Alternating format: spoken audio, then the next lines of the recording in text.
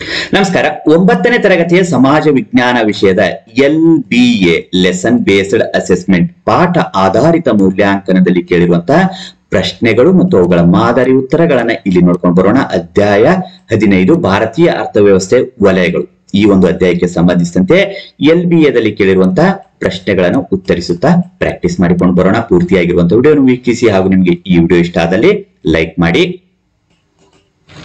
ಅಧ್ಯಾಯ 15 ಭಾರತೀಯ ಅರ್ಥವ್ಯವಸ್ಥೆಯ ವಲಯಗಳಾಗಿರುವಂತದ್ದು. ಮೊದಲ ವಿಭಾಗದಲ್ಲಿ ಈ ಕೆಳಗಿನ ಪ್ರತಿಯೊಂದು ಪ್ರಶ್ನೆಗೆ 4 ಆಯ್ಕೆಗಳನ್ನು ನೀಡಲಾಗಿದೆ.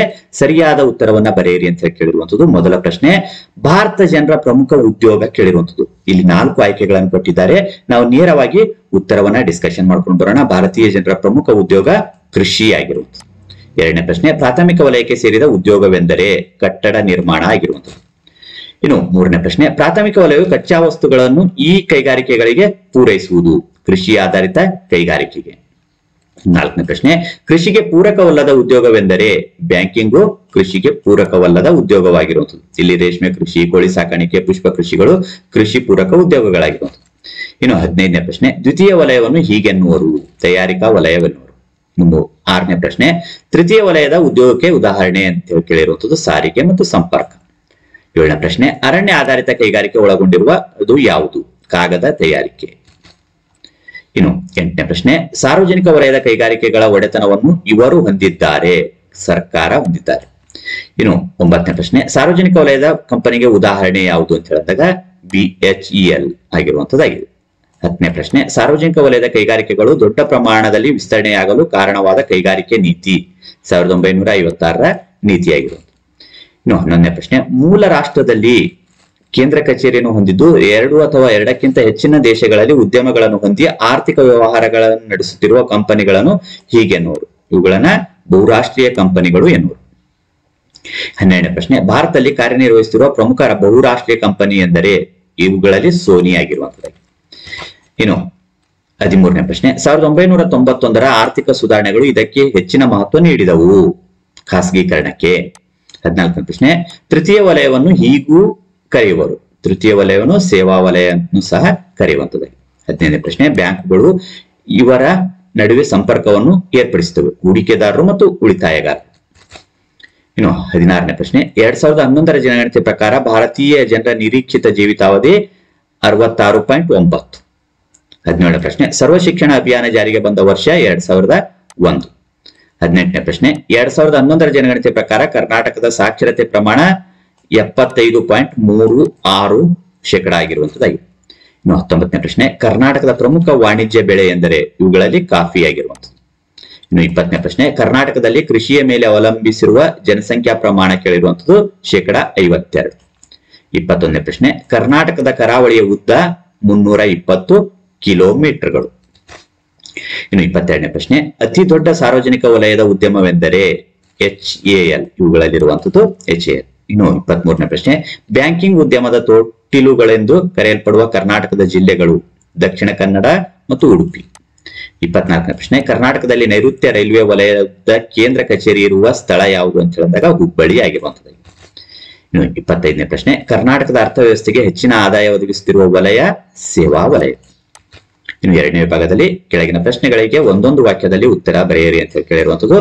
26ನೇ ಪ್ರಶ್ನೆ, ಭಾರತದ ಅರ್ಥವ್ಯವಸ್ಥೆಯನ್ನು ಎಷ್ಟು ವಲಯಗಳಾಗಿ ವರ್ಗೀಕರಿಸಲಾಗಿದೆ, 3 ವಲಯಗಳಾಗಿ ವರ್ಗೀಕರಿಸಲಾಗಿದೆ. 27ನೇ ಪ್ರಶ್ನೆ, ಭಾರತ ಜನರ ಮುಖ್ಯ ಉದ್ಯೋಗ ಯಾವುದು, ವ್ಯವಸಾಯ. 28ನೇ ಪ್ರಶ್ನೆ, ದ್ವಿತೀಯ ವಲಯದಲ್ಲಿನ ಉದ್ಯೋಗವನ್ನು ಹೆಸರಿಸಿ, ವಿವಿಧ ಕೈಗಾರಿಕೆಗಳು, ಕಟ್ಟಡ ನಿರ್ಮಾಣ, ವಿದ್ಯುತ್ ಉತ್ಪಾದನೆ.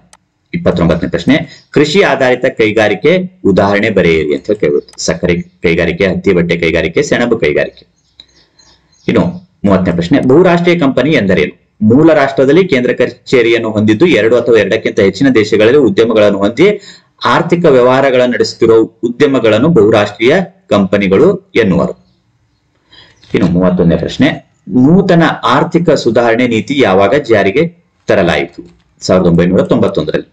32ನೇ ಪ್ರಶ್ನೆ, ಕರ್ನಾಟಕದಲ್ಲಿರುವ ಅಂತಾರಾಷ್ಟ್ರೀಯ ಬಂದರುಗಳನ್ನು ಹೆಸರಿಸಿ, ನವಮಂಗಳೂರು. ಇನ್ನು 33ನೇ ಪ್ರಶ್ನೆ, ಸ್ಟೇಟ್ ಬ್ಯಾಂಕ್ ಆಫ್ ಮೈಸೂರು ಯಾವಾಗ ಸ್ಥಾಪನೆ ಆಯಿತು, 1913ರಲ್ಲಿ. ಇನ್ನು 3ನೇ ವಿಭಾಗದಲ್ಲಿ ಈ ಕೆಳಗಿನ ಪ್ರಶ್ನೆಗಳಿಗೆ 2 ರಿಂದ 4 ವಾಕ್ಯಗಳಲ್ಲಿ ಅಥವಾ ಅಂಶಗಳಲ್ಲಿ ಉತ್ತರಿಸಿರಿ ಅಂತ ಕೇಳಿರುವಂತದ್ದು. 34ನೇ ಪ್ರಶ್ನೆ, ಭಾರತದ ಅರ್ಥವ್ಯವಸ್ಥೆಯ ವಲಯಗಳನ್ನು ಹೆಸರಿಸಿ, ಪ್ರಾಥಮಿಕ ವಲಯ, ದ್ವಿತೀಯ ವಲಯ, ತೃತೀಯ ವಲಯ. 35ನೇ ಪ್ರಶ್ನೆ, ತೃತೀಯ ವಲಯದ ಉದ್ಯೋಗಗಳಾವು? ಶಿಕ್ಷಣ, ಸಾರಿಗೆ ಸಂಪರ್ಕ, ಪ್ರವಾಸೋದ್ಯಮ, ವಿಮೆ, ಸಾರ್ವಜನಿಕ ಆಡಳಿತ. ಇನ್ನು 36ನೇ ಪ್ರಶ್ನೆ, ಖಾಸಗಿ ವಲಯ ಎಂದರೇನು? ಉದಾಹರಣೆ ಕೊಡಿ. ಖಾಸಗಿ ವಲಯವು ಎಲ್ಲ ವಿಧದ ವೈಯಕ್ತಿಕ ಮತ್ತು ಖಾಸಗಿ ಕಂಪನಿಗಳಿಗೆ ಸಂಬಂಧಿತವಾಗಿದೆ. ಉದಾಹರಣೆ ಟಾಟಾ ಬಿರ್ಲಾ, ಜಿಂದಾಲ್, ಮಹೇಂದ್ರ, ರಿಲಯನ್ಸ್. ಇನ್ನು 37ನೇ ಪ್ರಶ್ನೆ, ಬಹುರಾಷ್ಟ್ರೀಯ ಕಂಪನಿಗಳಿಗೆ ಉದಾಹರಣೆ ನೀಡಿ. Sony, Samsung, Hindustan Lever, Infosys, Tata Consultancy. ಇನ್ನು 38ನೇ ಪ್ರಶ್ನೆ, ವಿಮೆಯ 2 ವಿಧಗಳನ್ನು ಹೆಸರಿಸಿ ಅಂತ ಕೇಳಿರುವಂತದ್ದು. ಸಾಮಾನ್ಯ ವಿಮೆ, ಜೀವ ವಿಮೆ. 39ನೇ ಪ್ರಶ್ನೆ, ಸಂಪರ್ಕ ಎಂದರೇನು? ಉದಾಹರಣೆ ಕೊಡಿ. ಸಂಪರ್ಕವು ವಿಚಾರಗಳು, ಭಾವನೆಗಳು ಮತ್ತು ಮಾಹಿತಿಗಳನ್ನು ಒಬ್ಬರಿಂದ ಮತ್ತೊಬ್ಬರಿಗೆ ಮತ್ತು ಒಂದು ಸ್ಥಳದಿಂದ ಮತ್ತೊಂದು ಸ್ಥಳಕ್ಕೆ ವಿನಿಮಯ ಮಾಡುವ ವ್ಯವಸ್ಥೆಯಾಗಿದೆ. ಉದಾಹರಣೆ ಅಂಚೆ ಸೇವೆಗಳು, ದೂರ ಸಂಪರ್ಕ, ವೃತ್ತಪತ್ರಿಕೆಗಳು, ಅಂತರ್ಜಾಲ ಮತ್ತು ಇಮೇಲ್ಗಳು. ಇನ್ನು 40ನೇ ಪ್ರಶ್ನೆ, ಕರ್ನಾಟಕದ ಖಾಸಗಿ ವಲಯದಲ್ಲಿ ಕಾರ್ಯನಿರ್ವಹಿಸುತ್ತಿರುವ ಕೈಗಾರಿಕೆಗಳನ್ನು ಹೆಸರಿಸಿ. ಇನ್ಫೋಸಿಸ್, ವಿಪ್ರೋ, ಮೈಸೂರಿನ ಟಿವಿಎಸ್ ಮೋಟಾರ್ ಸೈಕಲ್ ತಯಾರಿಕಾ ಘಟಕ, ಧಾರವಾಡದ Tata Motors, Kirloskar, Larsen and ಟರ್ಬ್. ಇನ್ನು 41ನೇ ಪ್ರಶ್ನೆ, ಕೃಷಿಯ ಅಭಿವೃದ್ಧಿಗೆ ಸರ್ಕಾರ ಕೈಗೊಂಡಿರುವ ಕ್ರಮಗಳನ್ನು ಬರೆಯಿರಿ. ಸುಧಾರಿತ ಬೀಜಗಳ ಪೂರೈಕೆ, ರಾಸಾಯನಿಕ ಗೊಬ್ಬರಗಳನ್ನು ಸಬ್ಸಿಡಿ ದರದಲ್ಲಿ ನೀಡುವುದು, ಯಾಂತ್ರಿಕ ಬೇಸಾಯಕ್ಕೆ ಪ್ರೋತ್ಸಾಹ, ಕಡಿಮೆ ಬಡ್ಡಿ ದರದಲ್ಲಿ ಸಾಲ ಸೌಲಭ್ಯ, ಸಣ್ಣ ದೊಡ್ಡ ನೀರಾವರಿ ಯೋಜನೆಗಳು, ವಾಣಿಜ್ಯ ಬೆಳೆಗಳಿಗೆ ಪ್ರೋತ್ಸಾಹ. ಇನ್ನು 4ನೇ ಭಾಗದಲ್ಲಿ ಈ ಕೆಳಗಿನ ಪ್ರಶ್ನೆಗಳಿಗೆ 6 ವಾಕ್ಯಗಳಲ್ಲಿ ಅಥವಾ ಅಂಶಗಳಲ್ಲಿ ಉತ್ತರಿಸಿ ಅಂತ ಕೇಳಿರುವಂತದ್ದು. 42ನೇ ಪ್ರಶ್ನೆ, ಪ್ರಾಥಮಿಕ ವಲಯ ಒಳಗೊಂಡಿರುವ ಉದ್ಯೋಗಗಳನ್ನು ಹೆಸರಿಸಿ. ಕೃಷಿ, ಪಶುಪಾಲನೆ, ಅರಣ್ಯಗಳು, ಮೀನುಗಾರಿಕೆ, ಗಣಿಗಾರಿಕೆ, ರೇಷ್ಮೆ ಕೃಷಿ, ಕೋಳಿ ಸಾಕಾಣಿಕೆ, ಜೇನು ಸಾಕಾಣಿಕೆ ಮುಂತಾದವು. 43ನೇ ಪ್ರಶ್ನೆ, ಭಾರತ ಕೃಷಿ ವಲಯವು ಎದುರಿಸುತ್ತಿರುವ ಸಮಸ್ಯೆಗಳು ಯಾವುವು? ಬಹುತೇಕ ಕೃಷಿಕರು ಸಣ್ಣ ಮತ್ತು ಅತಿ ಸಣ್ಣ ರೈತರಾಗಿದ್ದಾರೆ. ಸಾಗುವಳಿ ಭೂಮಿಯ ಬಹುದೊಡ್ಡ ಭಾಗ ಮಳೆ ಆಶ್ರಿತವಾಗಿದೆ. ಉತ್ಪಾದನೆಯು ಬಹಳ ಕಡಿಮೆ ಇದೆ. ಆಧುನಿಕ ಯಂತ್ರೋಪಕರಣಗಳ ಬಳಕೆ ಮಾಡುತ್ತಿಲ್ಲ. ಮಧ್ಯವರ್ತಿಗಳು ಹಾವಳಿಯಿಂದ ನಷ್ಟ ಆಗ್ತದೆ. ಇನ್ನು 44ನೇ ಪ್ರಶ್ನೆ, ದ್ವಿತೀಯ ವಲಯ ಎಂದರೇನು? ಇದನ್ನು ಹೇಗೆ ವರ್ಗೀಕರಿಸಲಾಗಿದೆ? ದ್ವಿತೀಯ ವಲಯವನ್ನು ತಯಾರಿಕಾ ವಲಯ ಎನ್ನುವರು. ಇಲ್ಲಿ ಕಚ್ಚಾ ವಸ್ತುಗಳನ್ನು ಸಿದ್ಧಪಡಿಸಿದ ಉತ್ಪನ್ನಗಳಾಗಿ ಪರಿವರ್ತಿಸಲಾಗುತ್ತದೆ. ಕೃಷಿ ಆಧಾರಿತ ಕೈಗಾರಿಕೆಗಳು, ಅರಣ್ಯ ಆಧಾರಿತ ಕೈಗಾರಿಕೆಗಳು, ಖನಿಜ ಆಧಾರಿತ ಕೈಗಾರಿಕೆಗಳು, ಸಾರ್ವಜನಿಕ ವಲಯದ ಉದ್ಯಮಗಳು, ಖಾಸಗಿ ವಲಯದ ಉದ್ಯಮಗಳು. ಇನ್ನು 45ನೇ ಪ್ರಶ್ನೆ, ಶಿಕ್ಷಣದ ಪ್ರೋತ್ಸಾಹಕ್ಕೆ ಸರ್ಕಾರ ಕೈಗೊಂಡಿರುವ ಕ್ರಮಗಳಾವು? ರಾಷ್ಟ್ರೀಯ ಸಾಕ್ಷರತಾ ಮಿಷನ್ 1988, ಸರ್ವ ಶಿಕ್ಷಣ ಅಭಿಯಾನ 2001, ಮಧ್ಯಾಹ್ನದ ಬಿಸಿಯೂಟ ಯೋಜನೆ 1995, ರಾಷ್ಟ್ರೀಯ ಮಾಧ್ಯಮಿಕ ಶಿಕ್ಷಾ ಅಭಿಯಾನ 2009 ಮುಂತಾದವು. ಇನ್ನು 46ನೇ ಪ್ರಶ್ನೆ, ಕರ್ನಾಟಕದ ಪ್ರಮುಖ ನೀರಾವರಿ ಯೋಜನೆಗಳನ್ನು ಪಟ್ಟಿ ಮಾಡಿ. ಘಟಪ್ರಭಾ ಯೋಜನೆ, ಮಲಪ್ರಭಾ ಯೋಜನೆ, ತುಂಗಭದ್ರಾ ಯೋಜನೆ, ನಾರಾಯಣಪುರ, ಆಲಮಟ್ಟಿ ಅಣೆಕಟ್ಟು, ಹೇಮಾವತಿ, ಹಾರಂಗಿ, ಕೃಷ್ಣರಾಜ ಸಾಗರ. ಇನ್ನು 47ನೇ ಪ್ರಶ್ನೆ, ಕರ್ನಾಟಕದ ಪ್ರಮುಖ ಬೆಳೆಗಳನ್ನು ಹೆಸರಿಸಿ. ಆಹಾರ ಬೆಳೆಗಳು ಭತ್ತ, ಜೋಳ, ರಾಗಿ, ಗೋಧಿ, ಮೆಕ್ಕೆಜೋಳ, ಬಾರ್ಲಿ. ವಾಣಿಜ್ಯ ಬೆಳೆಗಳು ಹತ್ತಿ, ಕಬ್ಬು, ಹೊಗೆಸೊಪ್ಪು, ಆಲೂಗಡ್ಡೆ, ಎಣ್ಣೆಕಾಳು, ಕಾಫಿ, ಚಹಾ. ಇನ್ನು ತೋಟಗಾರಿಕಾ ಬೆಳೆಗಳು ಏಲಕ್ಕಿ, ಮೆಣಸು, ಮಾವು, ತೆಂಗು, ಅಡಿಕೆ, ಬಾಳೆ, ಸಾಂಬಾರು ಪದಾರ್ಥ. ಇನ್ನು 48ನೇ ಪ್ರಶ್ನೆ, ಕರ್ನಾಟಕದ ಜಲ ಸಾರಿಗೆ ಕುರಿತು ಬರೆಯಿರಿ ಅಂತ ಕೇಳಿರುವುದು. ಕರ್ನಾಟಕವು 320 ಕಿಲೋಮೀಟರ್ ಉದ್ದದ ಕರಾವಳಿ ತೀರವನ್ನು ಹೊಂದಿದೆ. ಇದು ಜಲ ಸಾರಿಗೆ ಅತ್ಯಂತ ಉಪಯುಕ್ತವಾಗಿದೆ. ನವಮಂಗಳೂರು ಕರ್ನಾಟಕದ ಪ್ರಮುಖ ಅಂತಾರಾಷ್ಟ್ರೀಯ ಬಂದರಾಗಿದೆ. ಇದು ಕೇಂದ್ರ ಸರ್ಕಾರದ ಒಡೆತನದಲ್ಲಿದೆ. ಕರ್ನಾಟಕದಲ್ಲಿ ರಾಜ್ಯ ಸರ್ಕಾರಕ್ಕೆ ಸೇರಿದ 13 ಸಣ್ಣ ಬಂದರುಗಳು ಇವೆ. ಕಾರವಾರ, ಬೇಲಿಕೇರೆ, ಮಲ್ಪೆ, ಭಟ್ಕಳ, ಹೊನ್ನಾವರ ಇತರ ಪ್ರಮುಖ ಬಂದರುಗಳಾಗಿವೆ. ಇನ್ನು 5ನೇ ವಿಭಾಗದಲ್ಲಿ ಕೆಳಗಿನ ಪ್ರಶ್ನೆಗಳಿಗೆ 8-10 ವಾಕ್ಯಗಳಲ್ಲಿ ಅಥವಾ ಅಂಶಗಳಲ್ಲಿ ಉತ್ತರಿಸಿರಿ ಅಂತ ಕೇಳಿರುವಂತದ್ದು. 49ನೇ ಪ್ರಶ್ನೆ, ಭಾರತದಲ್ಲಿ ಕೃಷಿಯ ವಲಯದ ಮಹತ್ವ ಬರೆಯಿರಿ. ಉದ್ಯೋಗಾವಕಾಶವನ್ನು ಒದಗಿಸಿದೆ, ಕಚ್ಚಾ ವಸ್ತುಗಳನ್ನು ಒದಗಿಸುತ್ತದೆ, ಜನರಿಗೆ ಆಹಾರ ಮತ್ತು ಪ್ರಾಣಿಗಳಿಗೆ ಮೇವನ್ನು ಒದಗಿಸುತ್ತದೆ, ಸರ್ಕಾರಕ್ಕೆ ಆದಾಯವನ್ನು ತಂದುಕೊಡುತ್ತದೆ, ವಿದೇಶಿ ವಿನಿಮಯವನ್ನು ಗಳಿಸುತ್ತದೆ, ಬಂಡವಾಳ ಸಂಗ್ರಹಕ್ಕೆ ನೆರವಾಗುತ್ತದೆ. ಇನ್ನು 50ನೇ ಪ್ರಶ್ನೆ, ಭಾರತದಲ್ಲಿ ಕೈಗಾರಿಕಾ ವಲಯ ಮಹತ್ವ ಪಡೆದಿದೆ ಹೇಗೆ?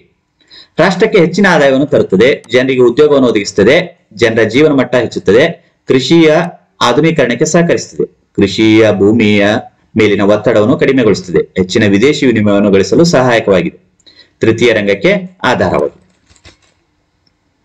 ಇನ್ನು 51ನೇ ಪ್ರಶ್ನೆ, ಕರ್ನಾಟಕದಲ್ಲಿ ಸಾರ್ವಜನಿಕ ವಲಯದ ಉದ್ಯಮಗಳನ್ನು ಪಟ್ಟಿ ಮಾಡಿ ಅಂತ ಕೇಳಿರುವುದು.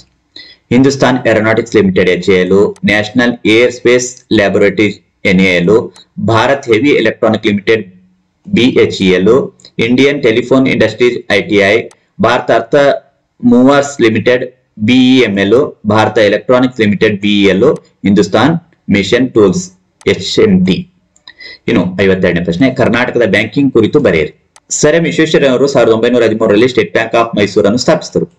ದಕ್ಷಿಣ ಕನ್ನಡ ಮತ್ತು ಉಡುಪಿ ಜಿಲ್ಲೆಗಳಲ್ಲಿ ಬ್ಯಾಂಕಿಂಗ್ ಉದ್ಯಮ ತೊಟ್ಟಿಲು ಎನಿಸಿದೆ. ಕೆನರಾ ಬ್ಯಾಂಕ್ ರಾಜ್ಯದಲ್ಲಿ ಪ್ರಾದೇಶಿಕ ಗ್ರಾಮೀಣ ಬ್ಯಾಂಕ್ ಅನ್ನು RRB ಪ್ರಾಯೋಜಿಸಿದ ಮೊಟ್ಟ ಮೊದಲ ಬ್ಯಾಂಕ್ ಆಗಿದೆ. 12 ಸಾರ್ವಜನಿಕ ವಲಯದ ಬ್ಯಾಂಕ್ಗಳು ಮತ್ತು 16 ಖಾಸಗಿ ವಾಣಿಜ್ಯ ಬ್ಯಾಂಕ್ಗಳು. ಈ ರೀತಿಯಾಗಿ ಈ ಒಂದು ಅಧ್ಯಾಯಕ್ಕೆ ಸಂಬಂಧಿಸಿದಂತೆ LBA ದಲ್ಲಿ ಕೇಳಿರುವಂತಹ ಪ್ರಶ್ನೆಗಳನ್ನ ನಾವು ನೋಡ್ಕೊಂಡು ಬಂದಿರುವಂತದ್ದಾಗಿದೆ.